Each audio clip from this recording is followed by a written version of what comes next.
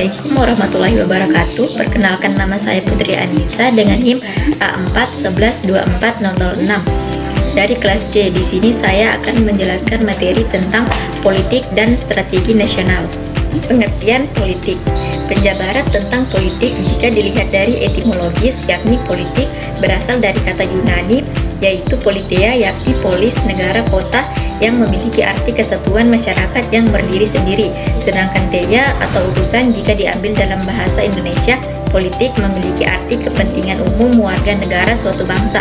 Politik yang tentu saja terdiri dari suatu sistem yang terdiri dari asas, prinsip, keadaan, jalan, cara, serta alat untuk mencapai tujuan tertentu yang dikehendaki.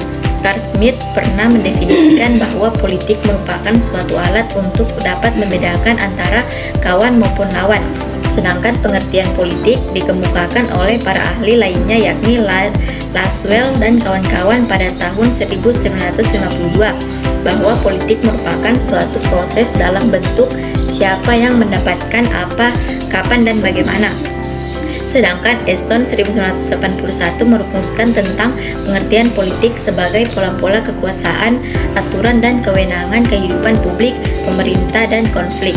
Sistem politik, struktur adalah lembaga politik yang memiliki kebebasan untuk menjalankan sebuah fungsi sistem politik. Yang kedua, nilai. Nilai adalah komoditas utama yang didistribusikan oleh struktur di setiap sistem politik yang wujudnya terdiri dari kekuasaan, pendidikan, kekayaan, kesehatan, keterampilan, kasih sayang, kejujuran, dan keadilan, kesengganan atau respek. Yang ketiga, norma. Norma adalah peraturan baik tertulis maupun tidak yang mengatur tata hubungan antar aktor dalam sistem politik. Yang keempat, tujuan. Tujuan sistem politik seperti dengan norma yang terdapat dalam konstitusi. Dalam tujuan sistem politik terdapat dalam pembukaan konstitusi suatu negara. Yang kelima, ada input dan output. Input dan output adalah dua fungsi dalam sistem politik yang memiliki kaitan yang sangat erat. Adapun ciri-ciri sistem politik yaitu unit-unit yang membentuk sistem dan luasnya batas-batas pengaruh sistem. Kedua, input dan output dari sistem yang tercermin dalam keputusan-keputusan yang dibuat, output dan proses pembuatan keputusan yaitu input dan dalam sistem.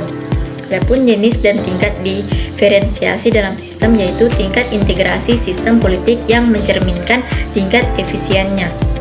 Adapun struktur politik terdiri dari dua kata, yakni struktur dan politik. Struktur memiliki arti yakni badan atau organisasi, sedangkan politik memiliki arti urusan negara.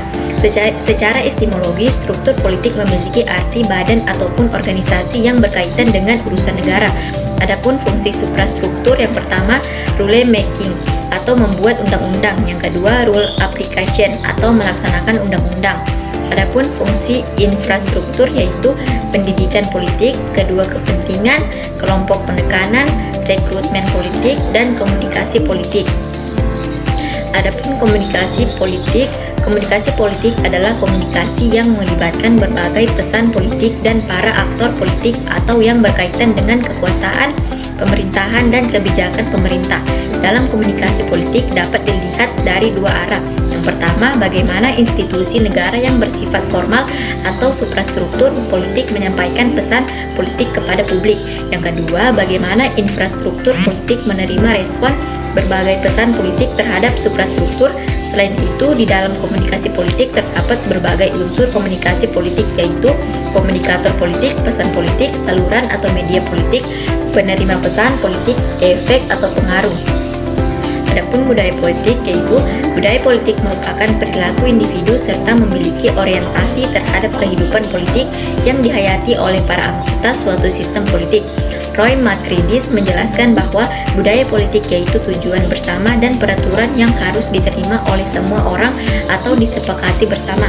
Sedangkan Samuel Beer menjelaskan bahwa budaya politik berkaitan dengan nilai, keyakinan, sikap, serta emosi tentang cara pemerintahan yang harus dilaksanakan yang berkaitan dengan hal-hal yang perlu dilakukan oleh pemerintah.